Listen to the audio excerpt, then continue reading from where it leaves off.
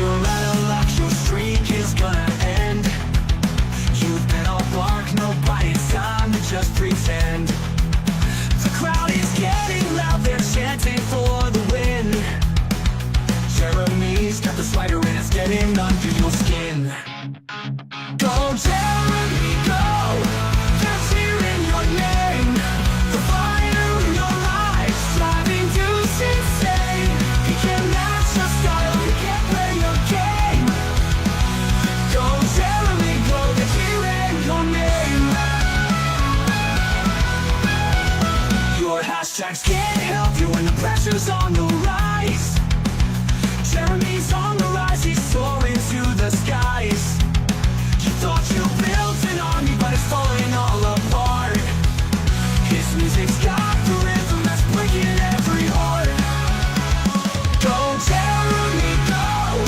That's here in your name. The fire in your eyes, driving Deuce insane. He can match your style, he can't play your game. Go Jeremy, go! That's here in your name. The stage is set for glory, the winner will be crowned. And when the dust is settled, Deuce is nowhere to be found. Jeremy's holding high the trophy of the night.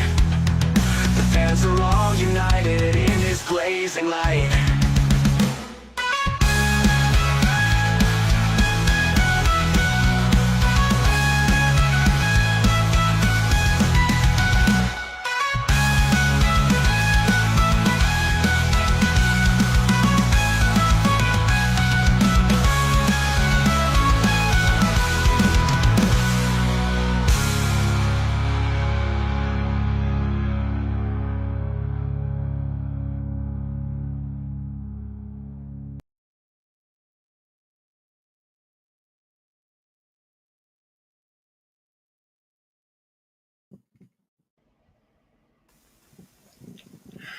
Howdy, gentlemen. Good morning, afternoon, and night. Wherever you are. I will be eating my delicious steak and mushrooms as we do this. So I will be sleeping in the corner while y'all yap. Bubbles is at it again, chat. He doesn't understand the word no. I'm guessing he's not going to stop until he literally gets his way and pisses this judge off. Probably. Hey, Max. Shout out to Max Lab for hooking us up with the documents. I did not get to watch your stream. I fell asleep. But I was catching bits and pieces of Tug. And I'm assuming that's what they were reading is what you read. Yeah, probably. I missed Tug. So just a little bit that I caught. It sounded like the judge actually came down on Randy a little bit. He came down on both sides, yes. Why would he come down on Randy?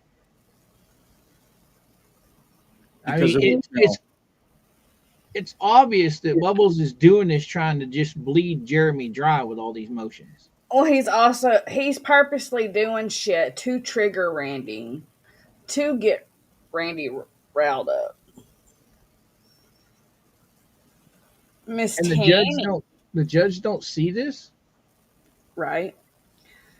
Mr. Harry, Kiko, Miss Tammy. Oh wait, I already said Tammy. Sharon, Girl. The darn echo's back. I've got new headphones, so Oh, look what I can do. Interesting. What's that?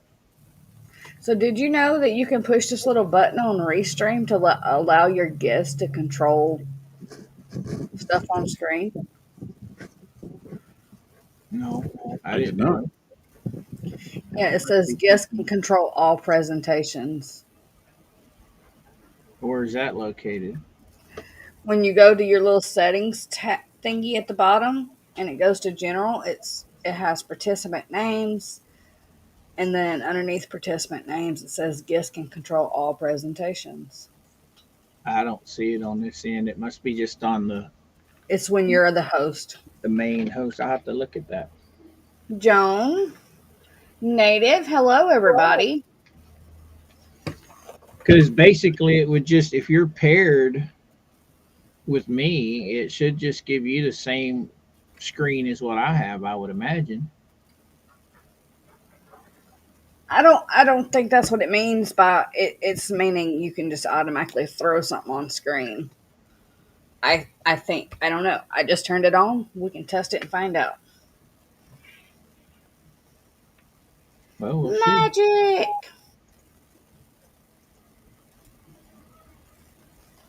Interesting. Nothing changed on my end. Everything still stays the same, it looks like. Stop it. So guys, Bubbles is at it again. Not Everybody seems to be at it again today. He must just have a bunch of this crap already pre-typed up, just waiting. Now, I can say he did mention something to this the other night on stream with the fleas. Redneck, Suzanne. Hi, everybody. Oh, good Lord, Harry. Lofty goal. That's a hefty goal. I will be happy just to hit 1K. Okay. I'd be happy just to hit 1K. You're getting close. I am. Share this to a friend. I'm at 938.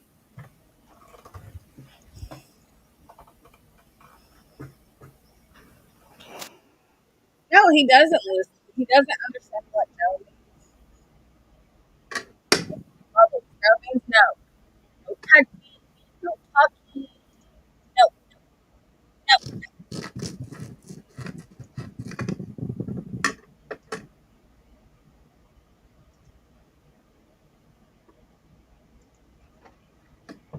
I believe old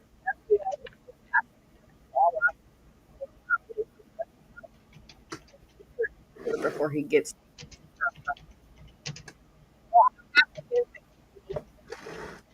all the best.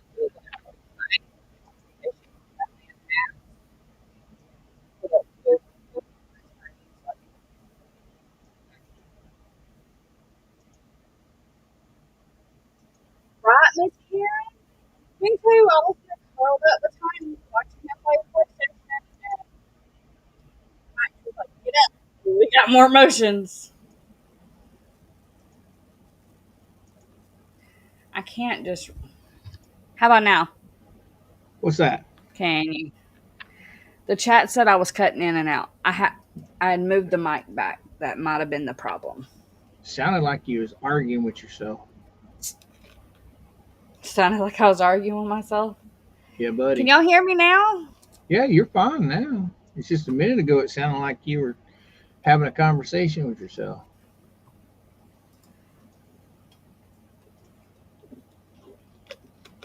Which is all right. I mean, I won't hold it against you that you're going freaking batshit crazy. Well, I moved my mic back like I normally do in the mornings, and I guess it just said no. Right on, right on. Kind of glad you did this stream tonight. Why? Because the one that we did yesterday, I got demonetized because of the copyright music. Because of music, yeah. All you have to go do is go in and have it remove that song. Yeah, just appeal it and you'll get your money out of it. I'm going to appeal it because it's too many little clips. Because, you know, the whole time that video was going, you know, I had edited it. So it had different songs throughout that whole video. It pinged on that one song. Hi, Daniel. I was listening What's to up? Daniel earlier, and I got a phone call. And when I got off it, he was already off of his live. I was pissed. I was enjoying listening to the Huffs. Yeah, I had fun with the Huffs too. I was I sleeping through Georgie and Daniel. Mine was a spur of the moment, just like this one's a spur of the moment.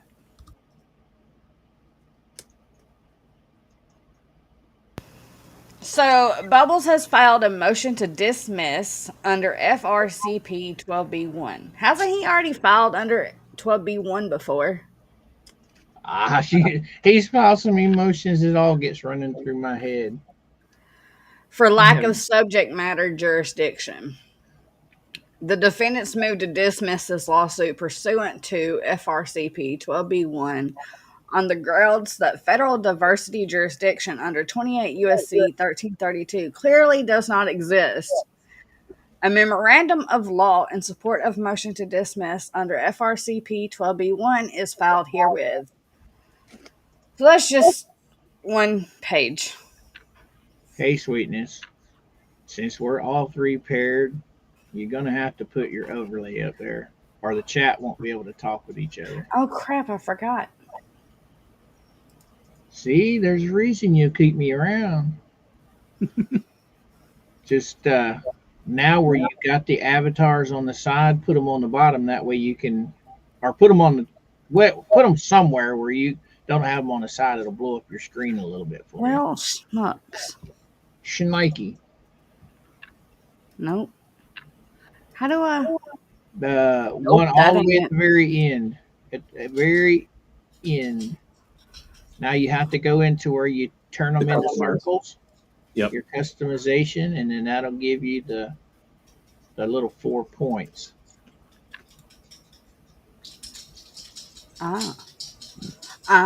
Interesting. See? Top or bottom? Oh, Yeah, I'd stick it on the top because it cuts you out now. You're hid behind the overlay. There you go. But then it cuts out some of that. I can take my overlay off. Oh, your overlay's fine. Just scroll it up just where you read. Well, there you go. Okay. All right. That'll work. We can do this. So yeah, he has done his motion for summary judgment, which was denied. Has he done another motion to dismiss? Yes. Okay. I believe he's filed 2 different motions to dismiss. I know I may be wrong. I'm pretty sure he's already. This is like his 3rd one. I know it's definitely his 2nd one. This is just like the Disney case in Florida. Disney did this exact same thing. They asked for a summary judgment. They did motions to dismiss. They tried to have the jurisdiction changed to another court. He's done all this. These are the actions of a party that is not doing well in terms of their claims. Right. Miss Karen said, hold on, where did it go? Bruce, quote, I can't produce anything, so let's just dismiss it and call it a day, unquote. You know, this is where I'm having a hard time with all of this shit. You got every motion this moron files. He's costing Jeremy money to have to file a motion behind every motion he files. But yet, their side is not having to pay shit. That is not right. The judge did tell him in the footnote not to file for dismissal till after summary judgment, which he got yesterday. It was denied. Mm-hmm. So he turned around and refiled it. And he's saying Jeremy doesn't have evidence upon the depot, Jeremy's depot in Pensacola. Wow. Says who doesn't have jurisdiction? He's saying the federal court doesn't have jurisdiction over this. Yeah, he's trying to get tossed for that. trying to say that state court's most appropriate, but he's going to argue, without even looking at this, he's going to argue that Jeremy lives in Florida.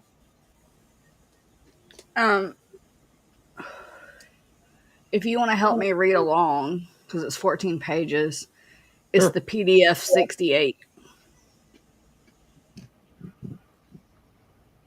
Oh, you done counted all those files you loaded into the chat? I did. Holy cow. I had to get Max. He accidentally sent me one twice. But the other 8 documents for this is just Jeremy's depot, which we've already read. So I didn't see the point in pulling that back up and reading it again. I got it up. I'll be right back, though. Okay.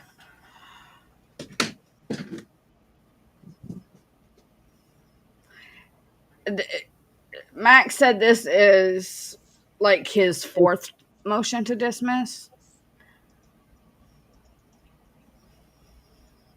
And there is 8 documents total in this filing, but just these first 2 were the important ones.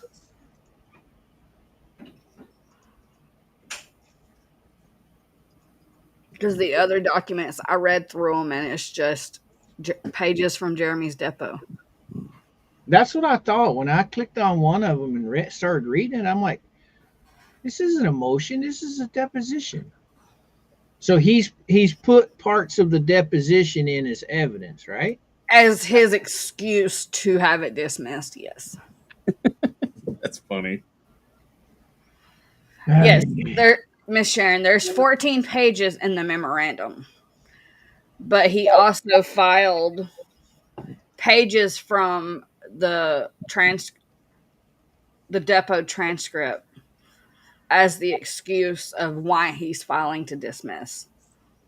And here's the thing, I'll just tell you, judges generally don't like when you try to take things away from them and say, no, this is the wrong venue, when you've started on this process. Yeah. The judge is already halfway through it. The judge has already stated point blank that the case has merit. It's going to court. So, yeah, in my opinion, that's Bubbles basically telling the judge, "Hey, you don't have jurisdiction. You buffoon." You and the to word me, buffoon. It's like a slap in the judge's face, trying to tell him he don't know what he's talking about. I hope he keeps pushing so bad that the judge puts his little butt in jail for a night or 2. Yeah, my baby. That would be absolutely hilarious. So it's the memorandum of law in support of motion to dismiss under FRCP 12B1. The defendants moved to dismiss this lawsuit pursuant to FRCP 12B1 on the grounds that federal diversity jurisdiction under 28 U.S.C. 1332 clearly does not exist in the light of A. Dismissal of plaintiff's extortion claims, eliminating any possible recovery of treble damages or attorney fees. B. The now established falsity of the plaintiff's statement alleging online posts by the defendants accusing the plaintiff of being a child predator, which false statement was made in an affidavit, doc number 8-1, para 19, to overcome the defendant's first 12B1 motion and in reliance on which the court denied that motion. C. The plaintiff's admission that the allegation the defendants used their defamatory statements to persuade plaintiff's customers to stop supporting his business does not refer to any additional actions or conduct apart from simply making the alleged statements, and D. The plaintiff's admission that he has not even attempted to contact Whatnot, the only contract he identified, although it arose long after the complaint was filed, to find out if the defendants did anything to interfere with his contract. Are you kidding me, Bubbles? That's a mistake right there. In addition to gutting the $75,000 minimum amount and controversy necessary to sustain federal jurisdiction under 28 U.S.C. 1332.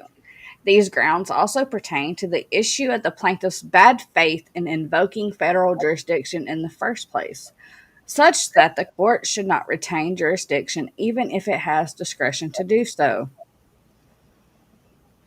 A. Dismissal for lack of subject matter. Jurisdiction is warranted at any point.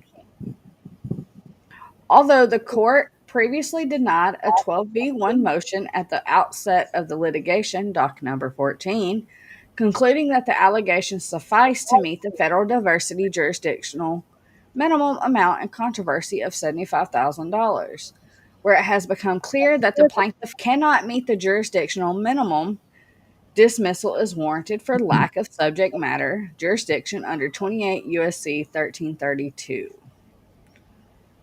Because the federal courts are without power to act in the absence of subject matter jurisdiction, the court must raise the question of subject matter. You Can't sound hear far you. away again. What the? There you go. Now you're better.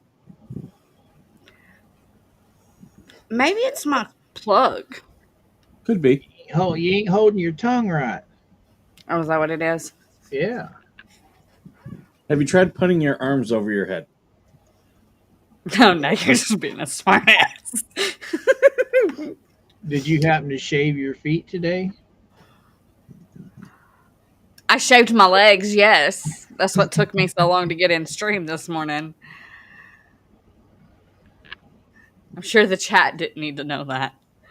Oh, I said feet. I didn't say nothing about legs. Well, my feet aren't hairy, thank you. That ain't what we saw. Those aren't my feet. Little hobbit feet. What is y'all's obsession with my feet? My precious. Listen, that's Lynette.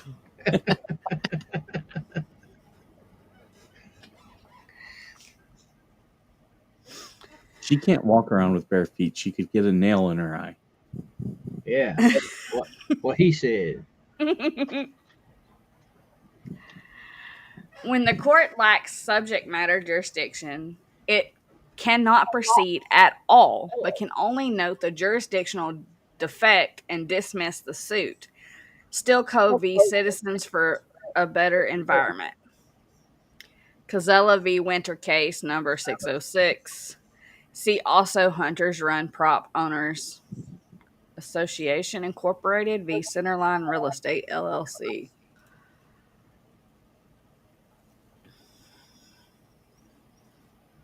The court lacks subject matter jurisdiction to adjudicate Mr. Reiner's personal liability. The court raises this issue sua sponte. See Arberg v. Y&H Corp.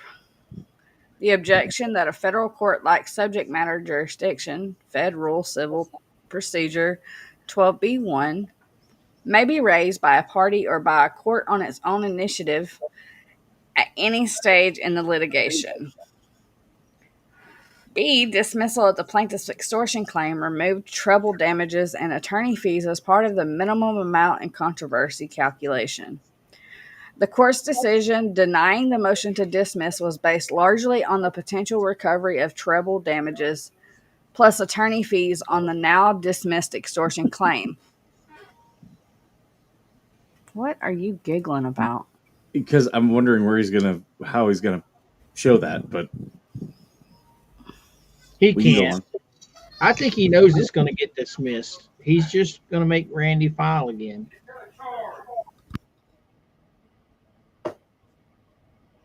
Row, Shaggy.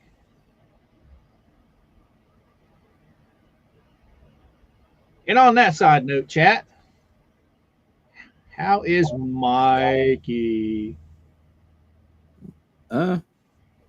It's been an interesting day for it being Yes. a day off for me.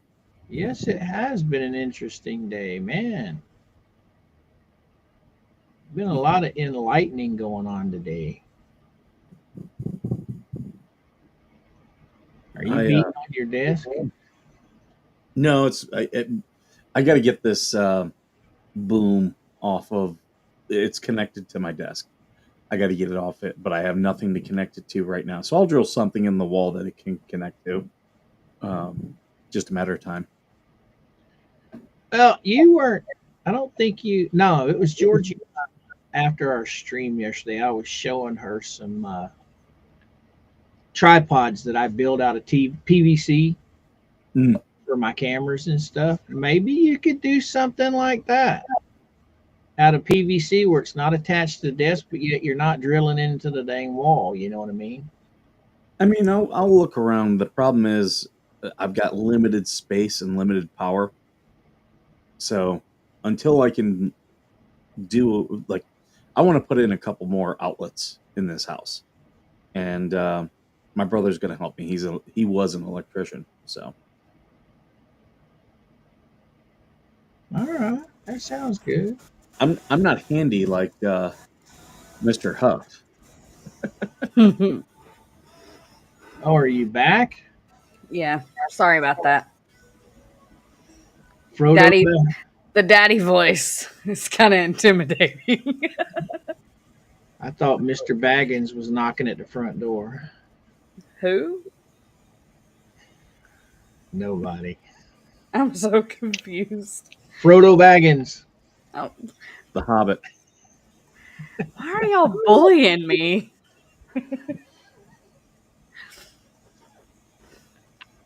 We should get you some of those Hobbit feet slippers. But why? She's pull her socks off.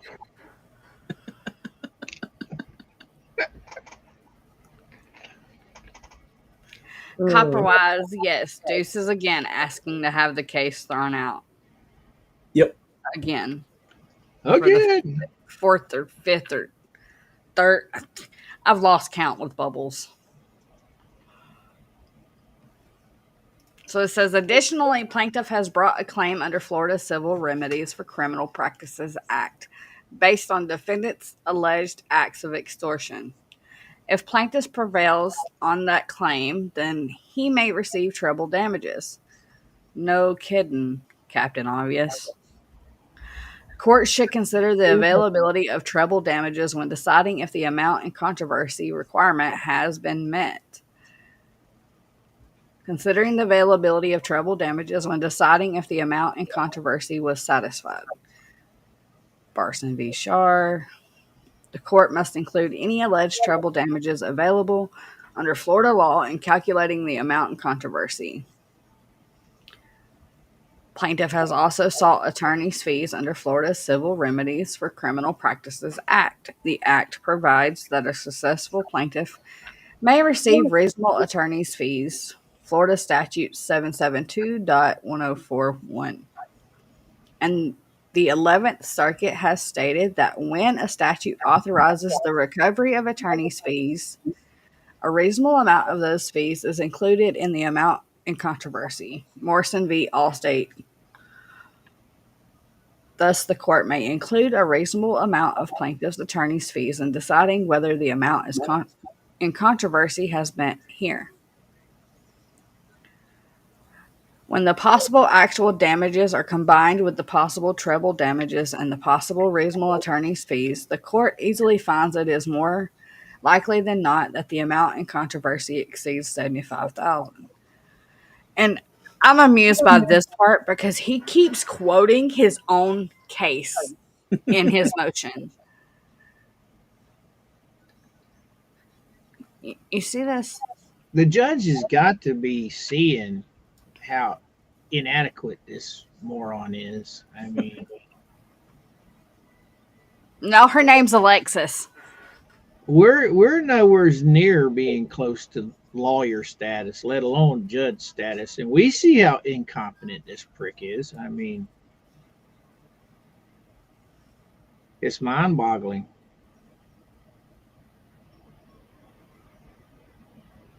You want me to take over? I was reading a comment. Oh, sure. Bubbles was bragging last night that the thumbnail case for vexation litigation will not happen, as Starkey will tell the court that this is moving to federal court and ruling now would be wrong. Yeah, okay. Okay. So now he knows what the judge is going to say, huh? So he's going to do a counterclaim. That's the only way that moves, is he does a counterclaim. No, the Larry and Jeremy can counterclaim because this is Lynette's case. The thumbnail case is from Lynette to Jeremy and Larry, and Yeah, but he's saying it's moving to federal court, which would be a counterclaim to this. Okay, now you well, want to if get you think about technical. it could be because Larry's in Kentucky, Jeremy's from Ohio. Yeah, but that's Larry and all the other people are not in this case. Not in this one, but he's talking about the thumbnail case. Yeah, but the thumbnail case, if you want to get technical, right now it is Randy and Jeremy's case because Bubbles dropped it and Randy has filed a motion for sanctions. So now it's in Randy's court. Yeah, like that's a lot of what ifs that he's banking on right there. Right. But to say that it's moving to federal court means that they would have to have that case dropped in state court, and then they have to bring it in federal court. Which, if they don't add, DJ Radis, Larry, then it's a counterclaim to this.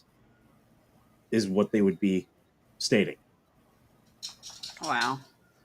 Which would definitely mean this is not getting dismissed. So wait, Bubbles is saying that he's going to bring a federal case against everyone? Good luck with that, day little boy. I mean, the way he is failing in just this federal case, and this is the only one he has permission to actually work in right now.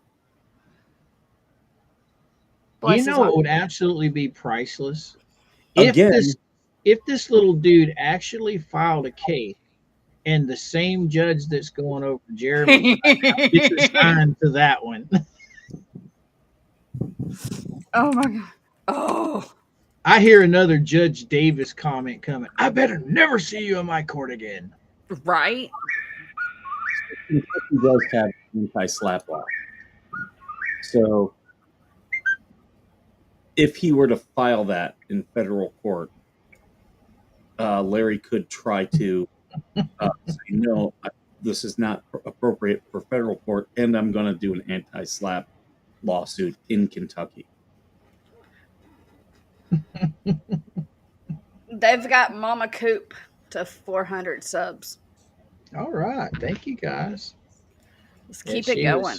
She was getting frustrated this afternoon. She was trying to figure out how to take and change her name over there. I'm like, oh, probably be a lot easier getting on the computer. Yeah. It really is. I know you can change your name on your channel, so. Yes. Well, it's not that difficult doing it through an Android, but it's much easier on PC. Right. Exactly, Karen. Like, why would he be dumb enough to bring a federal suit against Larry? Larry, of all people. And here's the thing. This is a clear First Amendment case, a civil rights case. Like, you just have to understand how bad a civil rights case, like, there is so much federal case law on civil rights cases. And he's already proven he doesn't understand the federal rules of procedure. God, no kidding.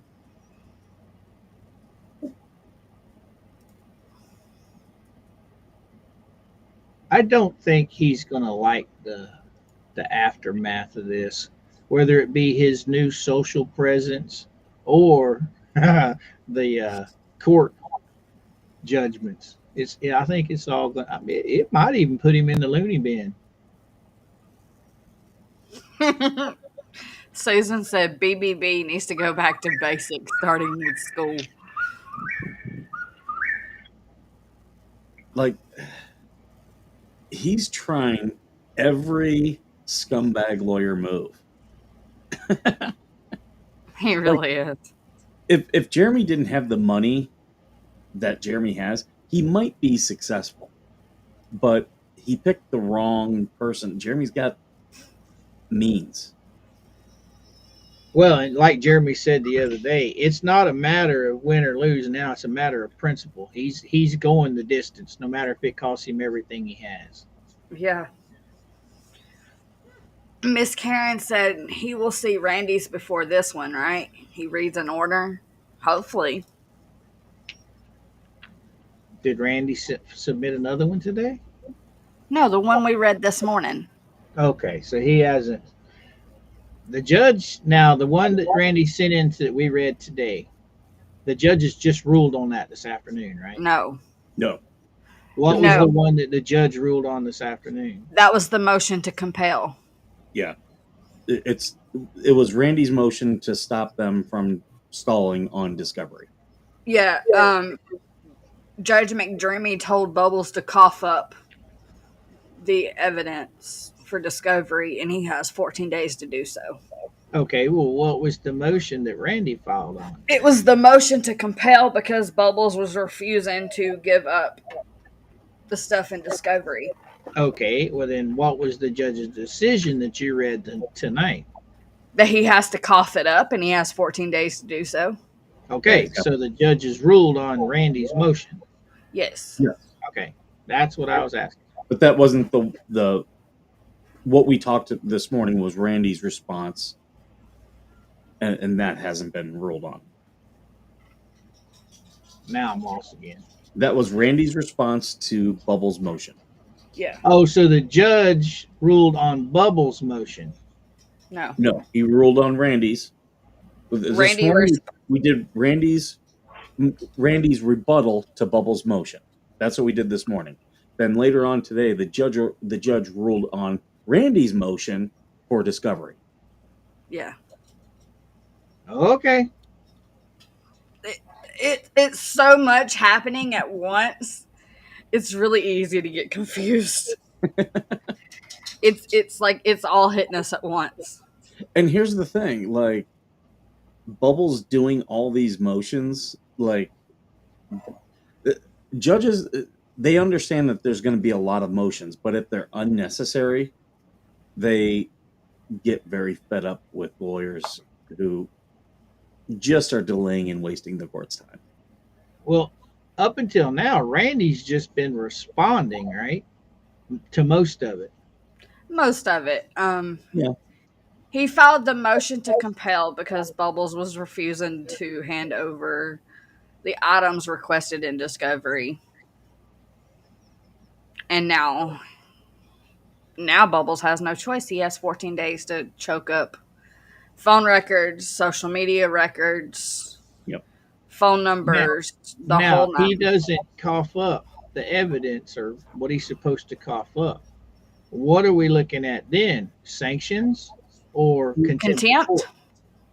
Potentially contempt, definitely subpoenas, because I expect him to come back and say, "Oh, my clients don't have this," and they would have to, as part of his request, is if you don't have it, who is the companies like that you had your cell phone through? So Right. if they have to at least answer that, and if they don't, it'll be contempt. But if they say, "Oh, we had phones through Verizon," Randy is going to subpoena Verizon for those records. Same thing with Facebook. Yeah, but the only thing Randy could get off of that, well, no, he could get, well, yeah, he could get the Facebook. Oh yeah, like He can get the metadata. He Yep. can get all of that. Yeah. The Like, only thing he would be it's able all to get is like pictures and stuff that she saved because they don't actually have the actual phones. they keep Text those too. messages. Pretty much what he'll subpoena first is her electronic log, her digital log of her accounts. And that was the other thing, multiple accounts. Mm-hmm. And they'll say to Facebook, also give us any accounts with matching IP addresses. And Yeah, if because they she had her and John both had multiple alt. yeah. Well, John, I for sure know. Her, I'm not sure. But John, we do know, had alts. I know she has one with Harley's name on it that she posts under. True. She's got an entire group under Harley's name Yeah. Yep. on Facebook, or did have. I don't know if she still does. If I remember correctly, we figured out very, very early on that John had an alt that he was posting to that was a totally different name and it was not him. Because what he had done, he was pretty much an idiot. John liked to send very nasty messages to women. And I remember when one had blocked him, like within minutes, another account said essentially the same thing. And we were all like, it was me, Max Lab, DJ Radis. We were all like, oh, yeah. So that's John's alt. We were just talking about that the other day. You know, you get in these chat rooms and you're reading these people's conversations all the time. You literally get to pick up on a lot of the mannerisms to where if they go anonymous, you can tell a lot of times who that is just by some of the words that they use. There was an accusation against me today that Me too. that I post anonymously on Facebook. I don't, especially with this case. Especially after it got to a certain point, I was like, "Oh, I'm definitely not going to post anything. I'll joke around about it with people, but I'm not going to post anything anonymously because at any point, who knows? Bubbles could pull me in, and I have to answer questions then about, well, do you have any alts? You know, I've got 2 Facebook accounts I maintain daily. Oh, that's like, you know, living in Missouri for 20 years. Show me, people. Show me that I'm that alt account. Just show me. Y'all are so smart accusing people of that. Show us. Show us your shit. And I know a lot of people freak out about the IP addresses. You can change your IP address and use a dynamic IP through a VPN, but there's also other ways. You can hide yourself, but they can still find you eventually. Oh yeah. There's things that when you're logging in, they know what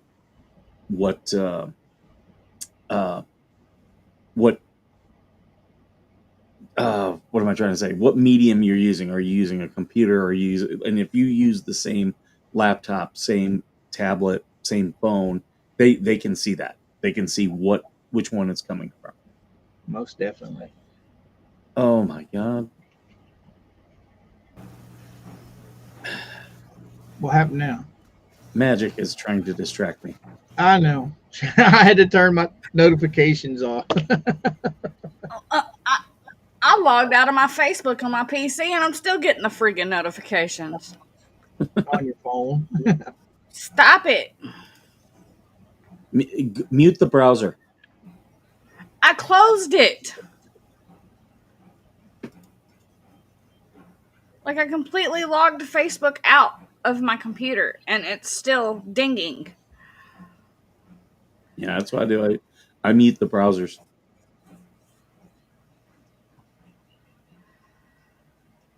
Miss Karen said that Lynette thinks if this is dismissed, then she's going to get Jeremy's money. It's not how it works. Yeah, not at all how it works. Even if they file for sanctions, Bubbles would be the one to get the money. The only 2 cases that she would even remotely see money would be the Trespass 5 and the thumbnail. And she's not going to see anything from those either. Federal case, she's going to have to cough up, though.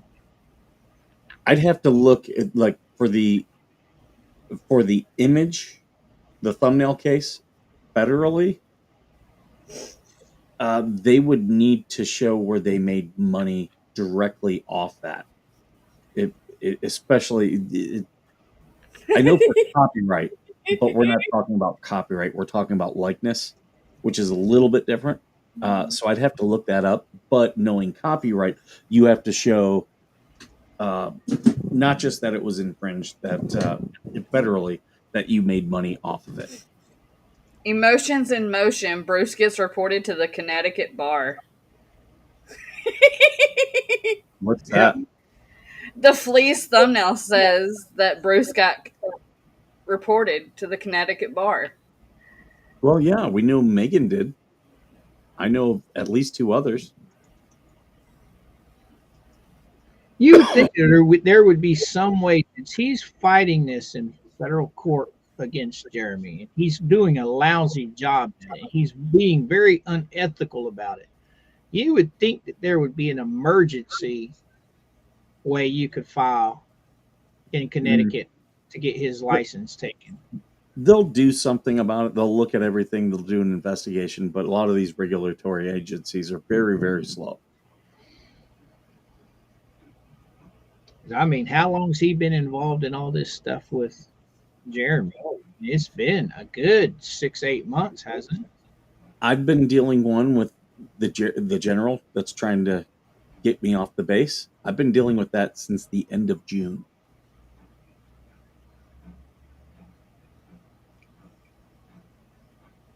Yeah, and he was reported in Connecticut and everything way before he came on the scene with all this stuff, and they're still haven't made a ruling.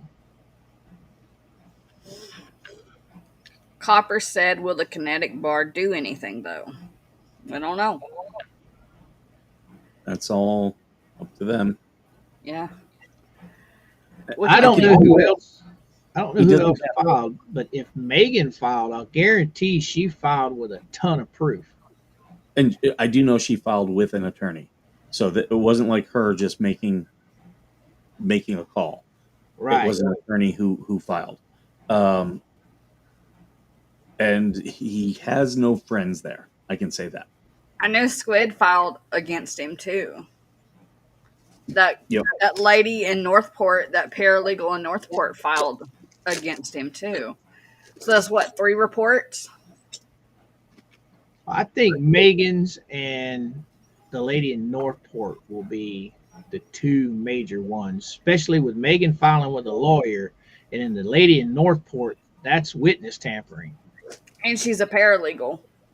Right. And I know one other who filed, but they want to be anonymous. I don't blame them. Look at all the garbage that these people are talking about. Anybody on our side of the fence. So I don't blame anybody for wanting to stay anonymous on that. I mean, yeah, we're on ScrewTube and we're talking trash all the time, but we got thick skin. We can handle it, baby. I get at least one person a week who wants to talk to me about something that they don't want to talk about publicly. Oh, and to touch on what you were talking about with the Facebook thing, for the record, I'm still in Facebook jail. I can't post anything, and I'm not even in the group anymore. So stop blaming me for your BS. That's just ignorance and hatred ruling, trying to create content. I wouldn't even think twice about that fool. At this point, it's funny because we've moved on to greener pastures. Yeah, like this motion right here that you stopped reading. And that's my fault. I don't know, Native. This very possible he did. I would if I was in Randy's shoes. All right, I'm going to get my drink, y'all. I'll be right back. No.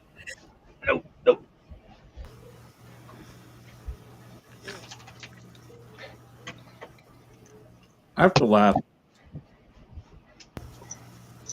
Look at me, I'm over here sneezing. These shell games, they're just tricks. They're just cheap lawyer tricks, and they don't really work that often. You might be able to get one through, but not as many as he's trying to do.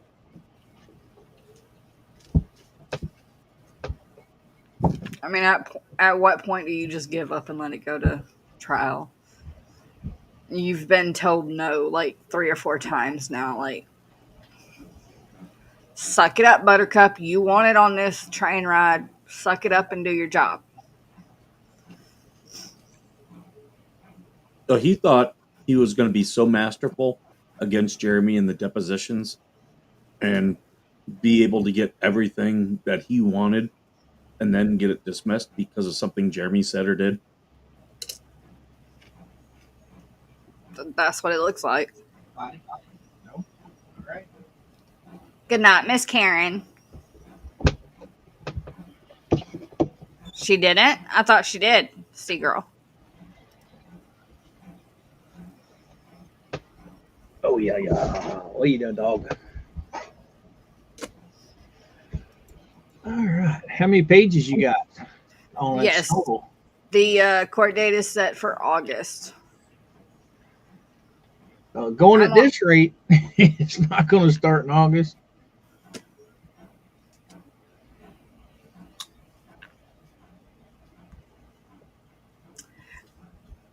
He's going for quantity, not quality. That's for sure. Given the court's dismissal of these claims, there is no potential for treble damages and attorney fees for extortion, or any damages for extortion. And so these are no longer part of the amount in controversy calculation for purposes of diversity jurisdiction. See Cohen v. Office Depot Incorporated. When the amount in controversy substantially depends on a claim for attorney's fees, that claim should receive heightened scrutiny, explaining that when a punitive damages claim comprises the bulk of the amount in controversy, it may have been colorably asserted solely or primarily for jurisdictional purposes, that claims should be given particularly close scrutiny. As is clear from the court's order dismissing counts 3 and 4 for extortion, Doc 63, these claims were completely baseless from the outset. They were interposed despite there being no statement made by either defendant supporting these claims. They should not continue to be considered for purposes of subject matter jurisdiction. C. The plaintiff falsely averred the defendant's made online post accusing him of being a child predator in order to overcome lack of jurisdiction. Wrong, Bubbles. Prove it. In denying the defendant's 12B1 motion, the court noted the following claims in determining that the $75,000 minimum amount in controversy was established. Plaintiff claims that defendants have engaged in coordinated and extensive campaign to defame, harass, extort, threaten, and injure him in his social media business. More specifically, plaintiff alleges defendant Cook posted a large collection of Smex toys and stated plaintiff was selling them. He did. God and everybody saw that. He did. Yep. Defendant Cook posted online, plaintiff, would you like me to post the picture of my in plaintiff's partner's mouth? You can't take this down. He also posted that. I saw it. Not through a screenshot, but with my own eyes in the group he posted it in. Defendant pressed and created and posted throughout the community signs saying things like plaintiff raped my daughter, plaintiff needs to go, no child rapist in Levy County, and stop plaintiff, no rape. Rapist in Levy County. Defendants Cook and Preston have made online posts calling plaintiff a child predator, and those posts are constant and ongoing to this day. They are, and y'all keep saying it on your live streams. You're allowing your PR team to defame him and say things like that. And again, he's quoting his own case here. The citation for plaintiff support for the final bullet point is to the plaintiff's affidavit, Doc 8-1, filed with his opposition to the first 12B1 motion. The complaint itself did not allege any online post calling the plaintiff a child predator, either specifically or generally. Yes, it did. The plaintiff fabricated the allegation out of thin air about online posts calling me a predator. He's saying he fabricated this out of thin air. Oh my God. In order to influence the outcome of the 12B1 motion, and the court's decision demonstrates it was in fact influenced by this false statement in denying the motion. That is not why he denied the motion, but sure, bubbles go off. Defendants have allegedly engaged in a public and coordinated campaign to ruin plaintiff's successful social media business by, among other things, repeatedly, both online and in the real world, falsely accusing him of being a rapist and a child rapist. There are few accusations that could be more harmful to a person than false accusations of actually abusing others, especially children. That is particularly true when the falsely accused person's business and source of income are directly tied to the number of people who view, support, and subscribe to his social media content. It is not difficult to see how being falsely accused of raping children, along with other defamatory statements defendants have allegedly made, could cause plaintiff to suffer damages in excess of $75,000. Again, quoting his own case. Since the court's decision of August 26, 24, the plaintiff has revealed that he has no evidence to support that either of the defendants have made online posts calling him a child predator, either before or after this lawsuit was filed. You have no idea what Jeremy has. During his December 19th, 24 deposition in Pensacola Federal Courthouse, the plaintiff acknowledged having no examples to cite other than supposedly a YouTube live stream he had watched the evening before.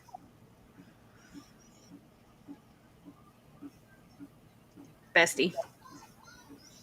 Okay, in paragraph 19, you write, Mr. Cook and Miss Preston's online posts calling me a child predator are constant and ongoing to this day, correct? Jeremy, correct. Oh. What online posts calling you a child predator are you referring to the most recently to this day? Well, there was an entire live stream last night calling me a pedophile for over 5 hours that you were a part of, and so were your clients. So to this day, which went past midnight into this day, which is posted online on YouTube currently, right now, this day. Are you referring to any Facebook posts? You asked me online posts. So Facebook, YouTube, all of the social media platforms are online posting. YouTube last night and this morning to this very day. You identified last night's YouTube stream. Are there more? Most recently before that would be an online post calling you a child predator? I would have to go back and look. There's so much information for me to go through. If you would have prepped me for this question, I could have been better prepared. And then you state their behavior is escalating and they're harassing me in Ohio and in Florida. Did I read that correctly? Is there something other or more recent in Ohio? Well, the aspect of online harassment has no boundaries in regards to states and countries. See Exhibit A attached here too. Do you want me to go over? Or? Yeah, go ahead. But the YouTube live stream of December 18th, 2024 that the plaintiff referred to in his deposition on December 19th contains evidence of statements by the defendants accusing him of being a child predator. He can and should identify it in response to this motion. See Hales v. Alexis Preston. Because defendants have offered evidence outside the pleadings to rebut jurisdictional 7-8 allegations contained therein, plaintiff respond in kind with evidence. Example given, extrinsic evidence such as testimony and affidavits to prove by a preponderance of the evidence that jurisdiction tangibly exists irrespective of the complainant's allegations. Hensley v. West End Hotel, 2023. See also McCormick, explaining that the parties invoking the court's jurisdiction must prove by a preponderance of the evidence facts supporting the existence of federal jurisdiction. Preponderance of the evidence means 51%, folks. Regardless of a live stream that conveniently occurred the evening before his live deposition, the plaintiff's statement in paragraph 19 of his affidavit was false and interposed in bad faith specifically to overcome the 12B1 motion, with no ability to support it at the time it was made and nothing identified to support it since. See Doc 8 Tac 1, paragraph 19. To continue to retain jurisdiction based on a known false statement would encourage such abusive invocation and exploitation of federal jurisdiction. This is especially so far for a litigant such as the plaintiff who publicly admitted in reference to suing the present defendants that he files litigation not to win but to vex and impose financial burden on his opponents. See transcript Exhibit B attached here too. Without online posts, I don't know why he italicized online, the only quote-unquote real world alleged false allegation of the plaintiff being a child molester are the roadside signs allegedly found staked in the grass in the early morning of May 13, 2023. The only evidence the plaintiff has produced is that 3 people found and removed the signs. See doc numbers. The plaintiff admits that none of the 3 believed the statements written on the signs were true. See transcript Exhibit C attached here too. Zim Paget, Stephen Granger, Therese Granger don't believe the statements on the signs. Correct? Answer, correct. Even if it's assumed that, 1, the signs were written and posted by the defendants. Next one, that some cars drove by in the 41 minutes of daylight before the signs were removed. Plaintiff testified he plans to produce a traffic study. That some of those cars' occupants noticed the signs, read them, knew whom they referred to. Some did not even mention the plaintiff's name. That 1 or more of these cars' occupants read the signs, knew whom they referred to, believed the statements. This would not establish a minimum amount in controversy of $75,000. The plaintiff admitted in his deposition he cannot identify a single person who saw, understood, and believed the signs. How are you going... Georgie, you ready? Yeah. How are you going to prove that anybody saw the signs while posted in the ground other than those 3 people? I think number 1, common sense. They're major roads, and there have been many studies done on those major roads in regards to whether Otter Creek needs a light or not. And those studies are all public information. So the aspect that people were driving on roads, common sense tells you it's a road. People drive on it and people saw it. And not only is it just a road, it's very heavy traffic in the road. And so traffic studies. Traffic studies? So my next question is, can you name anybody by name, an individual? You can certainly say cars drove by, but can you identify any person other than Zim Paget, Therese Granger, or Stephen Granger that saw the signs as they were posted? Yes or no? If anybody else comes forward, I will name them. See transcript Exhibit D attached here too.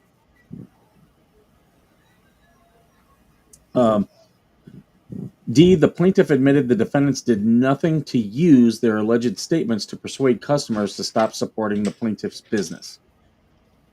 In denying the 12B1 motion, the court noted plaintiff further alleges that defendants have used their defamatory statements to persuade plaintiff's customers to stop supporting his business.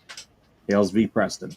In the December 19th deposition, the plaintiff acknowledged that other than the alleged defamatory statements themselves, there were no additional action being alleged that constituted the defendants using the statements to interfere with the plaintiff's customer relationships, just the making of the statements.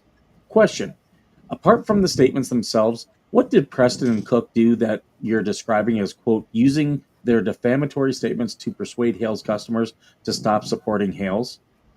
Please rephrase your question. Yes. Other than the actual statement itself that they make, and you reference here, what they are doing to use those statements to persuade people to not support you. The statement of, quote, Jeremy Hales raped my daughter, unquote, is more than enough to persuade a customer not to support me. Nothing else needs to be said or done. See transcript Exhibit E attached here too. Thus, using the defamatory statements to persuade customers is nothing more than a contrived phrase devoid of any substantive meaning beyond allegedly making the statements. It provides no basis for consideration as adding to the minimum amount in controversy for purposes of federal diversity jurisdiction. The plaintiff admitted to not having attempted to learn of any interference by the defendants with whatnot, the only contract he identified.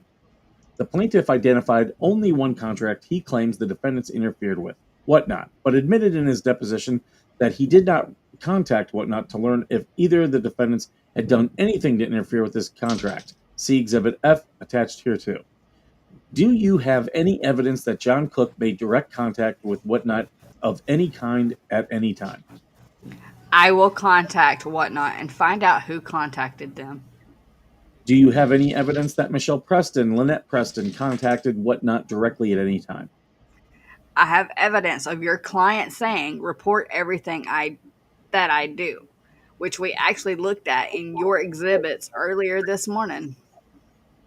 Do you have evidence that Lynette Michelle Preston directly contacted Whatnot? I will contact Whatnot and find out if she did. The plaintiff has thus far refused to produce a copy of the Whatnot contract in response to the defendant's discovery requests. F. Exercising supplemental jurisdiction is not warranted. There was never a basis for federal question jurisdiction, notwithstanding the citation of 28 U.S. Code 1331 in the complainant as a basis for jurisdiction. Therefore, this is not a case where the federal court can exercise supplemental jurisdiction after dismissing federal claims that unquestionably conferred original federal jurisdiction. Rather, this is a case where false allegations, which were not even included in the complaint, were specifically fabricated to include in an affidavit to overcome a motion to dismiss challenging diversity jurisdiction. See document 8-1, paragraph 19. The quote-unquote online posts were vaguely conjured because the alleged real-world accusations. Is he saying that the real world doesn't exist? I don't know. I don't know. Made against him by the defendants, roadside signs seen by three people who didn't believe them fall far short of establishing damages of $75,000. If some event subsequent to the complaint reduces the amount in controversy, such as the dismissal of one count based on the defendant's answer, the court must then decide in its discretion whether to retain jurisdiction over the remainder of the case. Shanagan v. Cahill, 1995. In particular, it is important to consider whether the amount claimed in the complaint was made in good faith or whether a plaintiff was consciously relying on flimsy grounds to get into federal court. See Rosado v. Wyman, 1970. Distinguishing initial substantially from subsequent mootness. Another critical equitable factor is the existence of any state limitation bars to refiling in state court. See Ridenauer v. Andrews Federal Credit Union, 1990, Shanagan v. Cahill, 1995. As the information provided in this motion clearly shows, the plaintiff's claim of indeterminate damages exceeding $75,000 was not made in good faith, but was based on flimsy grounds to get into federal court, when there was no reason the claims could not have been pursued in state court without issues of jurisdiction. Given the plaintiff's use of this litigation to generate ongoing, almost daily content for his YouTube videos, it appears possible that federal court was chosen because of the prospect of content generating proceedings over the issue federal jurisdiction, regardless of the outcome, with the worst case scenario for the plaintiff being that he would have to refile his claims in state court to further exploit litigation for content. As there is no bar to the plaintiff refiling his claims in state court, this critical factor also weighs in favor of dismissal for lack of jurisdiction under 28 U.S. Code 1332. Shanagan v. Cahill, 1995, Vines v. Mountainair Farms, Incorporated, 2024. Upholding dismissal of remaining counts following granting of a summary judgment motion that reduced the amount of controversy to below the threshold under 28 U.S. Code 1332, we hold that the record supports the district court's conclusion that any possible damages for lost wages for Vine's 2-day suspension would fall below the $25,000 threshold necessary to invoke the court's diversity injunction under 28 U.S. Code 1332. Thus, we affirm the district court's holding to dismiss this claim with instructions to refile in state court. You want me to keep what going? he said.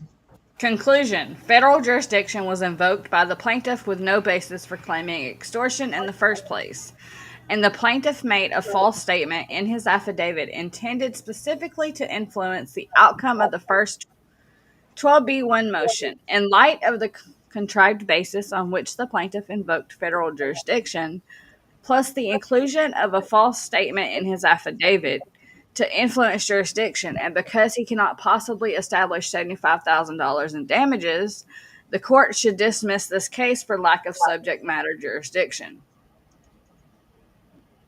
Brucey, Brucey, Brucey.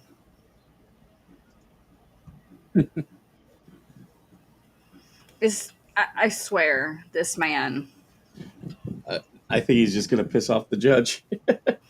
I agree. Exactly, Suzanne.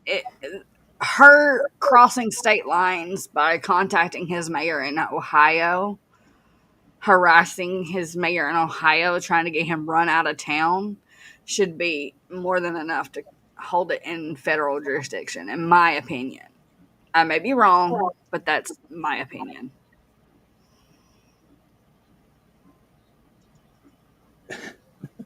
I think the judge is going to be like, look, I've already told you it's not getting dismissed. Like, he told him, and not his last one, but the one before it, in a footnote, it's not getting dismissed. Like, talk about hanging everything on that. He has no earthly clue how much evidence Jeremy has. He's going to find out. He's definitely going to FO.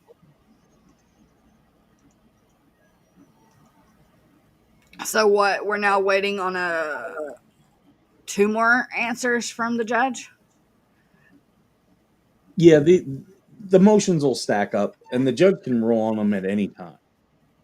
Like, he could just say, you know what, I'm going to table this, and I'll wait, and we'll go through the discovery process. And if Jeremy has more evidence showing certain things, then I think he could show damages in excess of $75,000 with just the first 2 counts alone.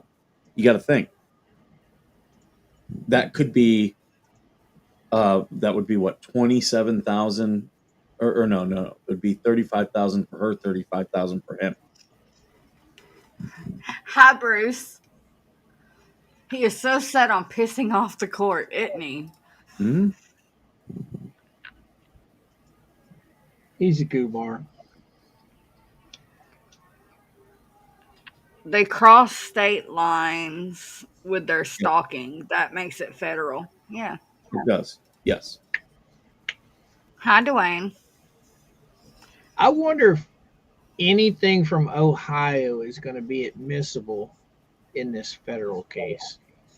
Since it's defamation, I don't know if it would be. What do you think, Mike? Yeah, it would be. Because, it's defamation. And the stalking, I mean, he has a protection order against her. Right. There is a conviction against her from him. John. So it already goes to show that one court has already ruled in favor of him. Not saying that they're going to rule in favor of him in the federal case, but still, that looks bad for her, having something already ruled on her. Yes. Proving that she's done bad shit.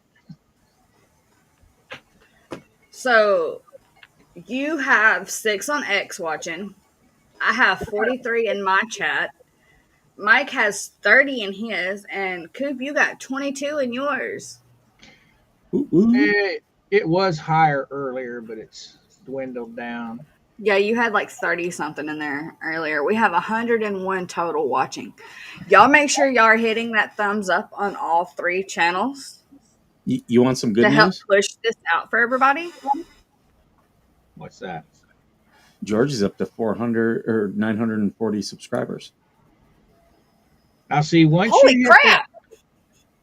you hit that 1,000, you'll not see those little numbers anymore. Like if you go and look on your screen, you'll have to see your little numbers in your studio.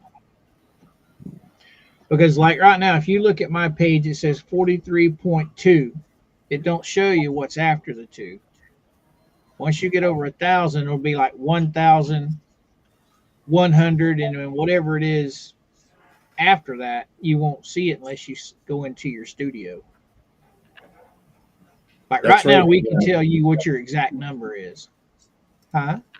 Dwayne, yeah, the Ohio case really hurt her when she called them. Yep, that that was clear harassment, defamation, all of it. And it Stalking. and it's stalking and harassment, and it's recorded of her telling them that they needed to kick him out of town. Hmm. Like, And all that they have to show is this is what we can prove. What can we not prove? What was she saying to other people? Good morning, Well, Joseph. there's already a court ruling that she has Yeah. done bad shit. I mean, this is a pattern with her. I mean, yes, the Ohio judge stated that their testimony would be used in other court proceedings. Exactly. but talk And about that's some big brass balls to actually contact a mayor in another state complaining about your neighbor. Right? Hey, that's crazy. It's 10:30 here, Suzanne. Well, 10:20, but I rounded it up. And add an hour on there for me, Yeah, it's 11:20 in and Florida. take 2 hours off of that for Mikey. 8:21. Suzanne's on the same time zone as him. She's in Cali too. We need to get all the Cali people, the SoCal people. We got Suzanne, we got Kim, we got me. I'm trying to think who else. There's one I'm missing that I know is in Ontario. We need to do like a Temecula wine tasting meetup. I'm gonna need you to come to the east. Now, Look, are you guys all saving back some money so when the wall goes up, you guys can get out of there real quick?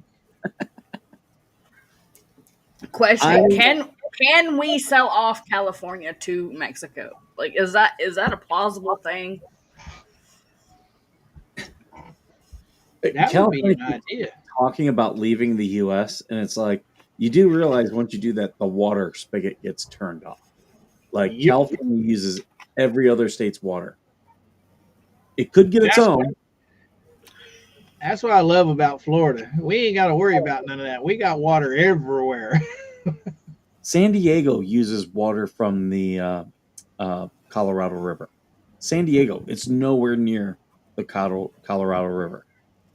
Yeah, I And it's heard only- they pipe in all your water. They should have invested in desalination because they have a whole coastline. Now, I don't know if it's true or not. I'd heard something years ago about there being a fault line that they were worried about. If you had a big enough earthquake, it would knock off a huge chunk of California. Is that just fabricated? That's not true. What you would get is the most you'd have is Baja California, the Gulf of Baja, which is that thing that splits Mexico, is that would just come up into the Salton Sea. It's not going to break off all of California. It's just going to make part of it a peninsula. It's still going to be there. Oh, okay. And that's just assuming the water gets that far. Closest to California I've ever been is Texas. If that happened, you know how great that would be for the Palm Springs and Coachella Valley area, because then all that ocean water, which is less salty than the Salton Sea, would flood the Salton Sea, and you would have a whole new American coastline that people could build huge freaking houses on. Wow. What are you over there humming for? I was plugging my channel in Skipper's chat. Doesn't bother me. I drove over the San Andreas fault line today. That's what they called it. It's on the other side of Joshua Tree. I had to go down to the Palm Springs area today. I still say get all the people we love out of California and then just let it fall off into the coast. If you want to, no, if God really want to get rid of people in California, all God has to do is send rain, because they cannot drive when it rains. They tons of accidents because they don't slow down. Okay, what is the name of that? Oh, have you been over to Slab City? I see a lot of that on Yes. YouTube. Yeah. That That- is CJ a Faison pretty posted scary about that. place. I wouldn't go there at night. So it's not far from me. And when I lived down in the Palm Springs area, because I lived down there for 2 years, it was really like half hour. I have gone there. I took my camera. I just spent a whole Saturday just going around taking pictures. There's some nice people there. They're very, everyone there is off the grid living. Right. Yeah, there's some drug people there, and you get some drug issues. But there's also some really nice people. There's some snowbirds from Canada, and then there's a big group because Salvation Mountain is also right there, which is another cool thing to check out. So there's a lot of evangelical Christians there.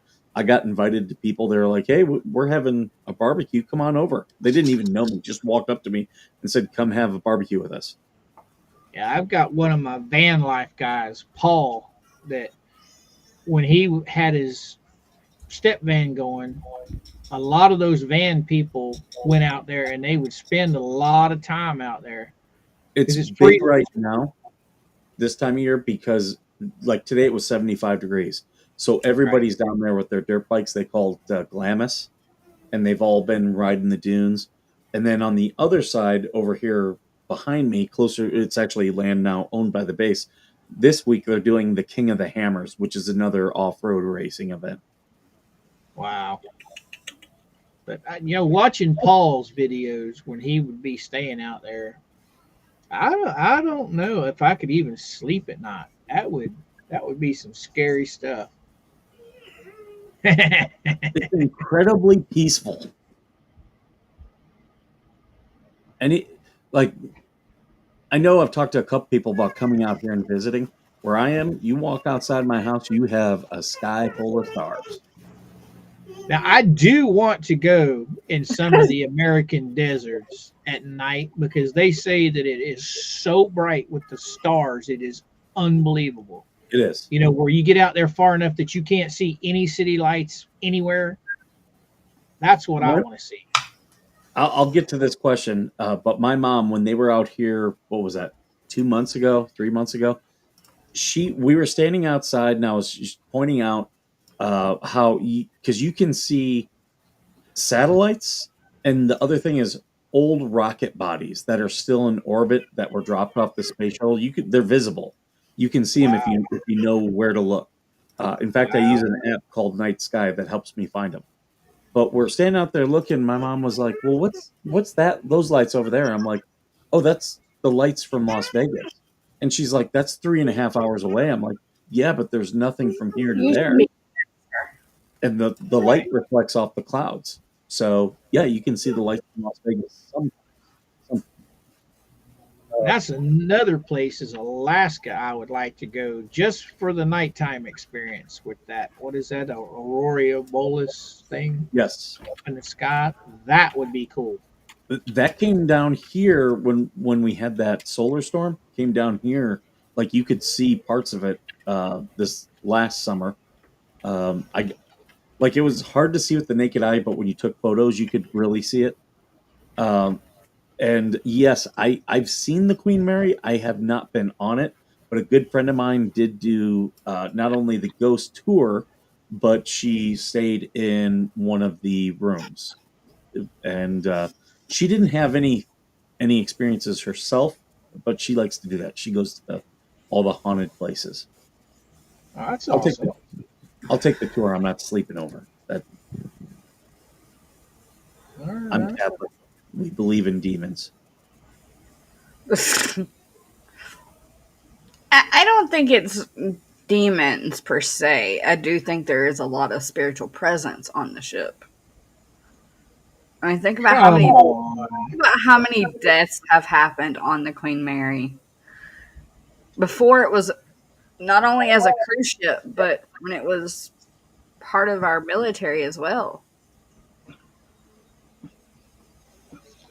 Yep. All right, boys and girls. I think I'm gonna adios. We bringing up spirits and ghosts. Coop's like, I'm out. That's some white people shit, he says. Coop's like, that's some white people shit. I'm white, but I ain't that white. If I can't see it, touch it, and shoot it, it don't exist. All right, my friends. Ooh, what is Armando that? went to Bobby Mackey's. That same friend of mine, she stayed all night in the Myrtles. The what? The Myrtles, it's a plantation, I believe in Louisiana, and it's notoriously supposed to be haunted. And it's a bed and breakfast. She stayed all night in the most haunted room. Oh wow. I want to go to that graveyard in New Orleans. That's crazy. Only thing in graveyards is them damned old crackheads. I don't want no part of that. You go right ahead. I beg to differ. I've experienced some things on some graveyards at night. Yeah, I have two down here. It's called getting caught by the law, so I don't go near them. She also did Zach Bagans' Haunted Museum up in Vegas. I did the Mob Museum. I thought that was cool. Yeah, they got in the middle of Plant City where I grew up, they have the old cemeteries, with the big mausoleums and stuff, or crypts that they put them in. And they really didn't start messing with them till the late 90s, and those kids were going in there knocking over headstones, busting doors, and it was pretty bad because that's a really nice historical site. I mean, some of those stuff went all the way back to the Civil War. I would like to go to I'm drawing a blank on Sleepy Hollow, where the Legend of Sleepy Hollow is from. Beautiful town. I would love just to go and check it out. I want to go to Salem. When I lived in Missouri, I never made it to Joplin. I did when I went to the UK. We went to Warwick Castle, and we took the haunted dungeon tour. I would have preferred a historical tour myself. And the one thing I really wanted to see, we could not see, which was the oubliette. See, we need to get a hold of some of your military buddies that actually fly planes and load us up and take us over so we can capture the Loch Ness Monster. That would be flipping cool. Do you know what an oubliette is? Uh-uh. It's a hole, and it's from the French word the forgotten. Pretty much, it's a 24-inch hole that they would just shove people in, and it would be like 13 foot deep, and they would just forget about you. Maybe they would throw down scraps to feed you, but yeah, they threw you down there, and you are not going to be let out, and you are standing on the bones of the people who were there before you. See, you're a lot closer to Mexico than I am. So have you seen any of those chupacabras coming up over the border? No. You ever seen one? Lots of coyotes. No, never. I want a coyote puppy. Yeah. Now, I did have a roommate at my old house who was sensitive. And, when I moved in there, I got some holy water, bless the house. I do that any place I move. And she came to me. She was like, there's all these spirits standing outside the backyard who won't come in. And they're angry. Why? And I was like, I don't know. She's like, well, they're stuck. And as we talked about it, she was like, yeah, they're angry about the way they died. And the outside of the backyard was actually property belonging to Joshua Tree Park. And I said, well, we have 7 or 8 people that die in the park every single year because they don't listen. They come in from LA. They don't bring water to the desert. They go hiking and then leave the trail thinking, oh, I can see everything out here, not realizing, yeah, you can see everything, but what you think is, just a couple hundred yards down the road is actually a mile down the road, and you end up way off the path. I was just fixing to answer him there, Georgie. I lived in Lake of the Ozarks for 20 years. I worked in Eldon, Lake of the Ozarks, Osage Beach, and Camdenton. Those four towns were just all within a 20-mile circle of each other. My best friend has a doctorate in biology, and I keep trying to talk him into us going on a Bigfoot hunt.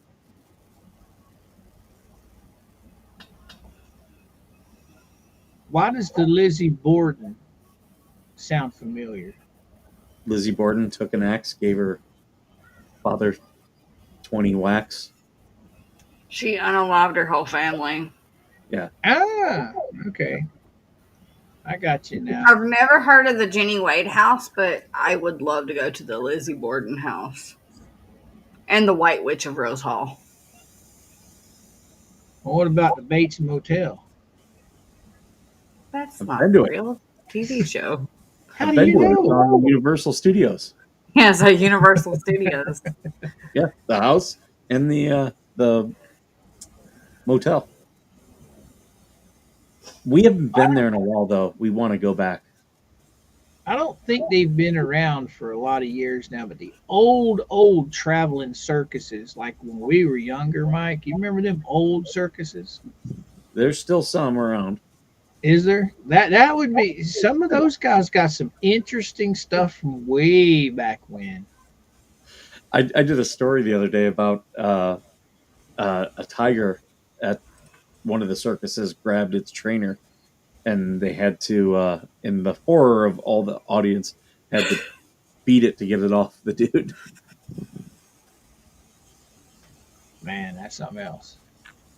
Yeah, the only circus I've been to is we used to get Ringling Brothers would come through about once or twice a year, and they would set up in the Lakeland Civic Center. And my grandparents took us when we were like real small. Give But me no your toe smoking. beans. Huh? What? Chaos Kitten's laying on top of my computer, and I'm trying to rub his toe beans, and he won't give me his paws. Give me the toe beans. Give me the toe beans. Let me love you.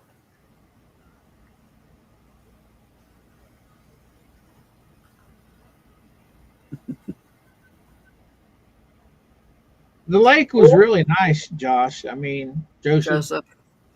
I liked it, but I figured if during the summertime I'm gonna be that damn hot, I might as well go back to Florida. I have family. All my dad's side of the family are all from a little town called Brumley. It's just right outside of Osage Beach area. That's one of those towns that we were kind of talking about different races did not live in that town the other day, Mike. Mm-hmm. Brumley was one of them, and their saying was is don't let the sun shut on your ass. And talk about racist. Them people was racist. I've heard that about parts of Missouri and Arkansas that were really racist. I've never been. See, they don't have mountains in Missouri. They have hills. So them are hillbillies. I mean, these guys live way back in these rural areas. And man, if you ain't kin to somebody, you better not be out after dark and get caught. They're pretty protective in some of the little tiny baby small towns. All right. We about ready there, young lady? Yep. I have it set up to redirect to Shizzy. Yeah, I set mine up over there too. I was hoping the expert was still on, but he's not. I didn't see him in the list. So. All right, chat. Coop and I will see y'all in the morning. Make sure you are subscribed to Skipper, Coop, and I. With that being said, you are one of a kind, and never let anyone dim your light. Bye, guys. Adios.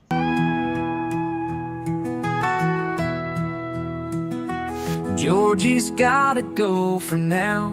She's got a role to play. Kids are calling, life's a sprawling, never a dull day.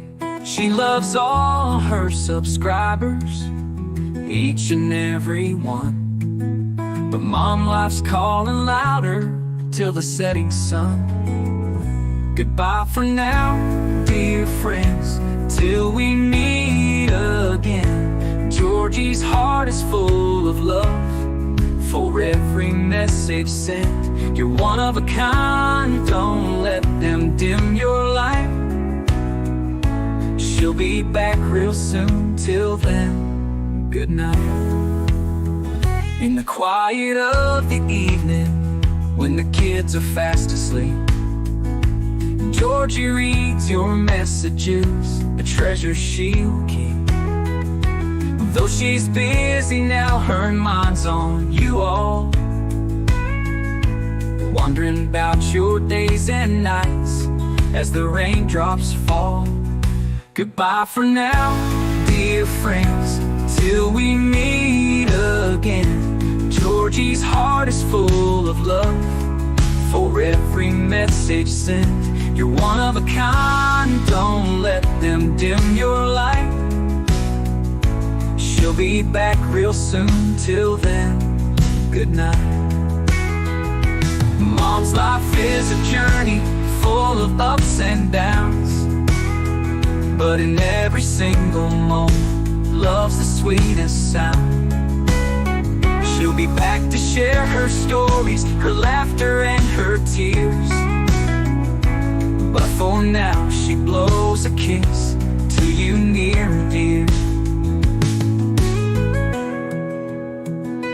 Georgie sees the beauty in every simple thing, from the morning light to the quiet night, and all the joy it brings. So hold on to your passions and let your spirit soar.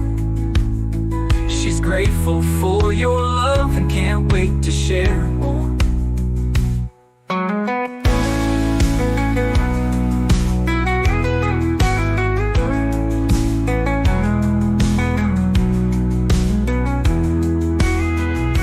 Georgie sees the beauty in every simple thing, from the morning light to the quiet night, and all the joy it brings. So hold on to your passions and let your spirit soar. She's grateful for your love and can't wait to share more.